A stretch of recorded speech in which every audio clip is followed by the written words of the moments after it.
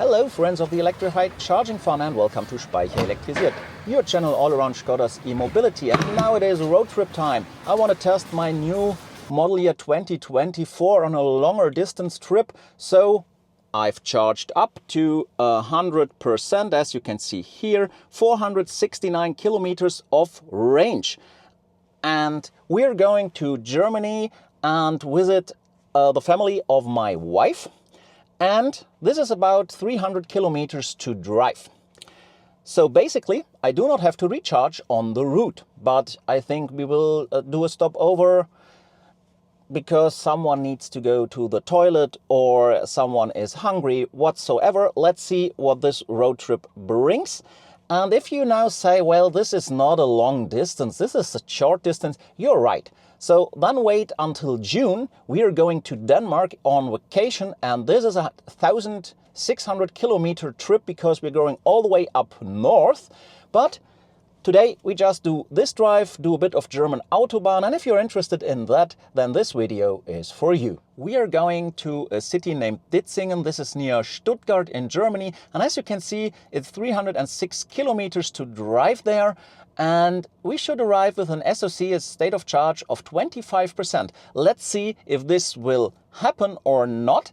And now we are going on our road trip and we're talking a bit on the way. Now my wife told me that there is traffic jams all along the route the ENYAQ has chosen. So the green route, as you already can see, there is a traffic jam symbol, should not be the best option. So let's switch it quick. And as you can see, with the software version 4, this is quite easy. You have this button here, just tap it and you get alternative routes. And we will choose this one here to drive to our destination. The first stopover, we need a rest. We have 2 hours and 30 minutes on the clock. But basically we are not that fast. It's only 78 kilometers an hour. This is due to the Bodensee region where you can drive mostly 80 or 60 on the Swiss side and 100 or even lower on the German side until you get to the Autobahn. But there was less traffic than on other routes, so we choose the scenic route. And yes, I just hit 180 with the car, trying it out on the German Autobahn where you are without a speed limit, and it feels great. Of course, consumption is astronomically high, so it's not very reasonable to drive that fast, but at 180 this car really drives smooth and silent. Great thing. But basically I drive 130 on the German Autobahn, and well, that suits for me. And here we cannot charge. First thing, there is no charger, but there is no need to charge. Look at this. I still got 52% state of charge and a range of 245 kilometers, while I only have 105 to go. Another thing is, I thought, why should I charge at an expensive fast charger when I can charge at the family of my wife? So I didn't do that. But one thing that is curious, you can see here, if I would plug in, I would have a fast charging capability of 103 kilowatts peak. And at an SOC of 52, this is a really good value. And the German sentence down here just says, I have reached the optimal fast charging capability of the car. So I do not have the option here for preheating. So basically I do not need preheat.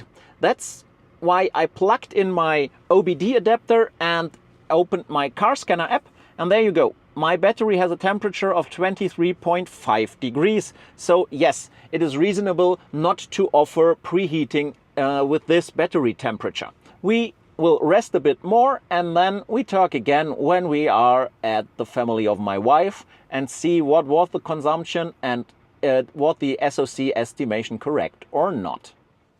Finally, we have reached our destination, Ditzingen near Stuttgart, and something you would never imagine on public holidays is traffic jam, right? Around a big city. Who would have guessed? And so we found a couple of them. And some we could not evade, others we could. And guess what? The navigation, the route planning of the Skoda software did really well, finding alternative routes around the traffic jams. So basically, I'm pretty happy with the result.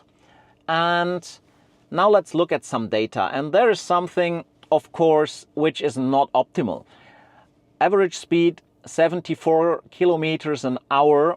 So yes, I would love to see there 100 or 105 kilometers an hour, but simply not possible with the traffic we had and the routes we have to take.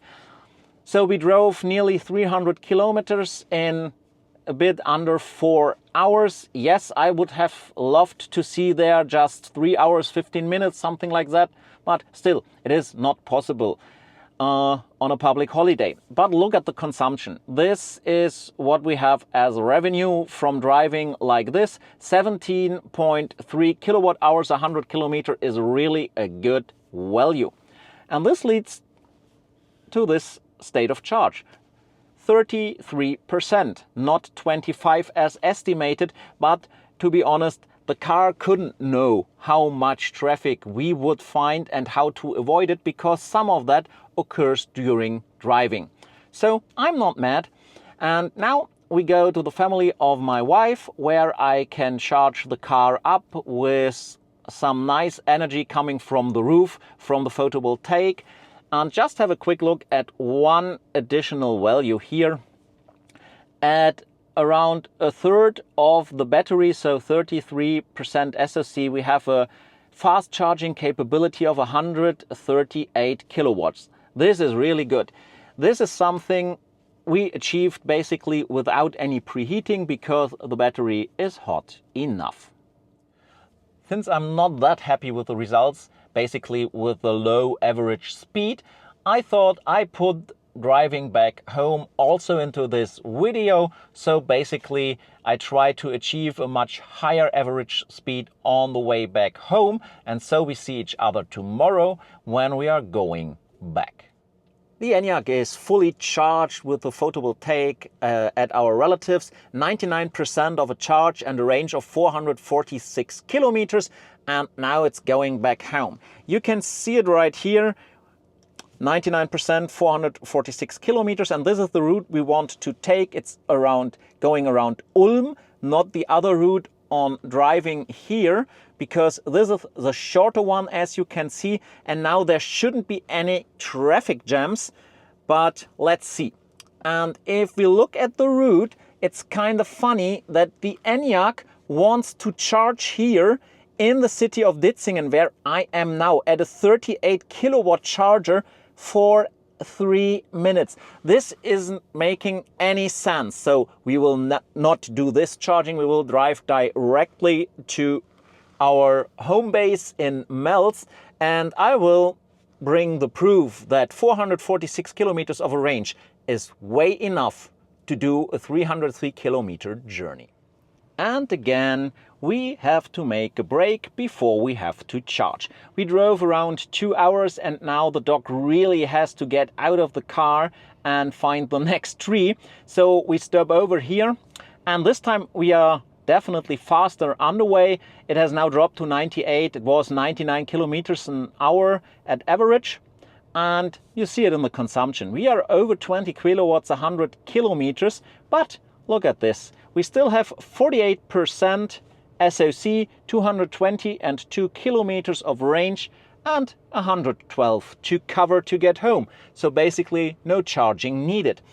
And we are driving a different route now. We are driving past Ulm and Memmingen, and this means a place called Geislinger Steige, where it goes steep up. And there's a lot of uphill and downhill driving here. So yeah, this is still a very good consumption, proving the performance improvements and the efficiency improvements with the model year 2024 and the new motor. Now we had enough of a break, and now I will head straight through to home. We are back from our short trip to Ditzingen, and here are the stats. Look at this. We still have 100 kilometers left to drive. We are down to 22% state of charge. Let's check the stats of this driving. It's a bit over 300 kilometers.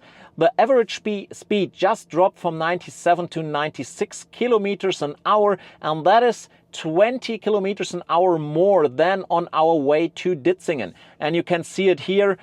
we just needed 3 hours and not 15 minutes instead of nearly 4 hours, and 19.1 kilowatt hours, 100 kilometer is a really good average consumption, I would say. And now one could argue, but hey, Matthias, this is 22% SoC, and the ENYAQ calculated the route with 25%. Is the software still that bad? Still not able to estimate consumptions? Well, first off, an estimation is always an estimation, not a measure, but we have to be honest here. This is due to my weak moments on the German Autobahn, where I simply wanted to drive my ENYAQ with 180 kilometers an hour, and the ENYAQ didn't know. So that is why the SoC dropped down a bit more. If I would not do something like that, I am pretty sure we had hit 25%.